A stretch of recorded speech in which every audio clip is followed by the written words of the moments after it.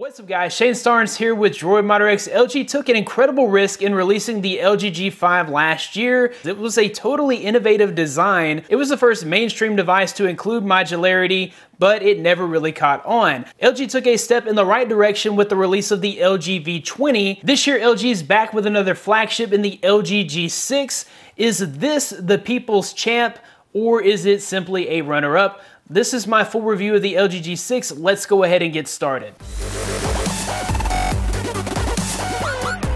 When it comes to design, I think LG has really knocked it out of the park with the G6. We have the same premium elements with glass and metal. We do have Gorilla Glass 3 on the front, which serves a great purpose. Gorilla Glass 3 is less scratch prone than its newer counterpart, Gorilla Glass 5, which is on the back. It is a little less shatter resistant, but I'll take scratch resistance over shatter resistance as I generally put a case on my phone anyhow. The G6 is also one of the phones that got fingerprint placement correct. It is directly under the dual lens camera on the back of the phone. The placement of the fingerprint sensor is just natural in my opinion. It is exactly where my index finger rests, and it makes it to where I can have my phone basically unlocked before I get it completely out of my pocket. The G6 does include a unibody design, which means that you're no longer able to remove the battery, so that kind of stinks that we don't have a user replaceable battery. But one benefit is that it now has IP68 water resistance, which means that the phone can be submerged for 30 minutes in 10 meters of water, which is an incredible new feature. On the top of the device, you will find a 3.5mm headphone jack, which it looks like LG will be keeping on their phones for the foreseeable future. On the bottom of the phone, you'll find a USB-C charge port and a single bottom firing speaker.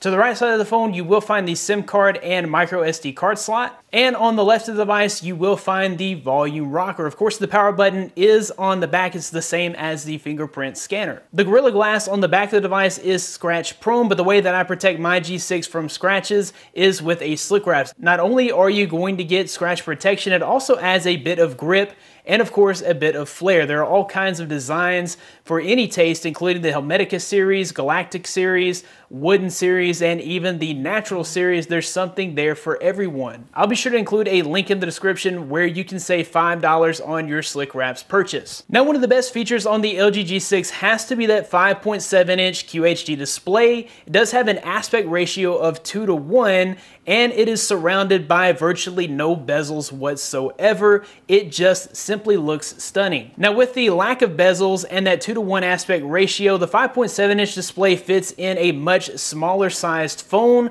which means you get tons of display that is reachable with one hand. Now, when you look a little closer at the display, you're going to notice rounded corners. LG says that that helps in case of drops. So the rounded display apparently is a little more impact resistant. LG has included a feature that forces apps to rescale to that 18:9 aspect ratio, and a lot of content on the web, especially Netflix, has been shot natively in 18:9. As far as the actual quality of the display, it is an LCD display, which means that it doesn't get as bright as AMOLED displays, but the colors seem to be more natural. Overall, this display is super sharp, has vibrant colors, and has no noticeable light bleed whatsoever. It is a great looking display. Now, speaking of performance, the LG G6 is a performance powerhouse with some top line specs. The LG G6 comes loaded with a Snapdragon 821 processor, 4 GB of RAM, and an Adreno 530 GPU. Now, do I personally wish that the LG G6 was rocking a Snapdragon 835 processor?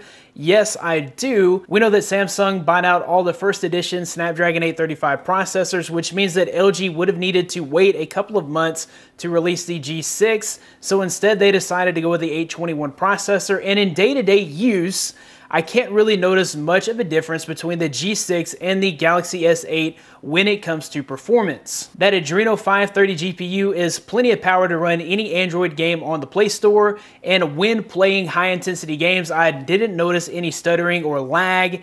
The phone was able to hold up to basically anything that I threw at it in the form of Android games. Even with the Snapdragon 821 processor, moving between home screens and jumping from app to app is a breeze with virtually no noticeable lag, and I really don't think that the 821 processor is a huge issue. The G6 is still a performance powerhouse. When it comes to hardware and features, the US version does include 32 gigabytes of onboard storage, which can be expanded up to 2 terabytes with the micro SD card slot. You also get the benefit of waterproofing and even wireless charging. The one letdown on the G6 in the US is that it does not include the quad DAC, which is great for enhancing the sound out of pretty much any headphone, but especially the B&O headphones that came with the phone. That USB Type-C port on the bottom is compatible with USB OTG, which means that you can actually use a USB 3.0 flash drive to carry around extra files with your phone. And then we do have that single bottom firing speaker, which is super loud for a single speaker, and it is nice and clear with no noticeable distortion at high volumes.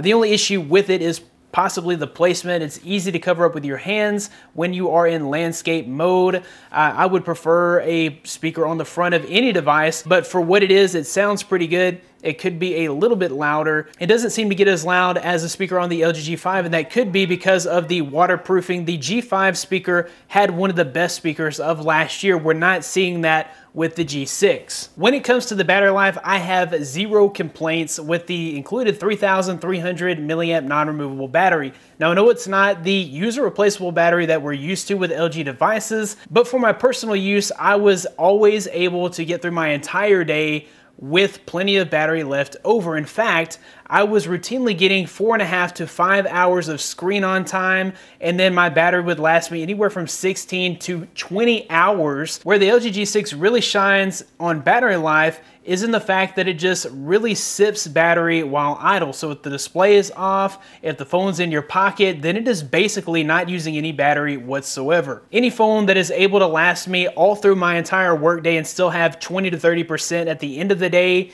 is good enough for me. If I'm not having to plug in my phone before going to bed, then you really can't beat that when it comes to battery life. The camera experience on the LG G6 is second to none. I really enjoy the dual lens camera setup, especially that 13 megapixel wide angle lens. I really enjoy being able to capture the entire scene without having to back up way away from the subject. I really feel like you just get a more accurate depiction of what was going on the moment you took the photo. The primary camera may have been reduced from 16 megapixels to 13 megapixels, but it still takes incredibly sharp images with great colors, and it looks good whether you're taking your photo in low light situations or very well lit situations. The primary lens is an f1.8 aperture lens with optical image stabilization and phase detection autofocus, which means that this lens is able to absorb light, taking away most of the noise and grain that you would get in low light situations. As far as the app is concerned, LG has included all of the manual mode features that you would expect from an LG camera, but there's also a few new features like the camera carousel, which allows you to take a picture and then instantly see its preview below your camera viewfinder. It's a great use of that 18:9 aspect ratio. They also have the square feature, which allows you to take pictures that have the perfect aspect ratio for applications and social media platforms like Instagram. All in all, I have to say that the camera is one of the best features of the LG G6. The G6 is running Android's Nougat with LG's UX 6.0 overlaid. This means that we're getting an all new natural color scheme with all new icons. The icons are all uniform with a rounded square appearance. The G6 is also the first non-Pixel device to run Google's Assistant out of the box. A long press of the home will launch Google Assistant. Overall, I have to say that I've really enjoyed my time with the LG G6, and this has to be one of my favorite phones of 2017 so far. Is the LG G6 the people's champ or the runner-up? Let me know your thoughts in the comments below. That about wraps it up for my full review of the LG G6. I hope you've enjoyed this video. If you have, be sure to give it a big thumbs up. Subscribe to this channel for more content like this in the future. You can find more of me at droidmodderx.com, where I'll keep you updated with the latest in technology news. Once again, guys, thanks for watching. Be blessed. I'll see you in the next one.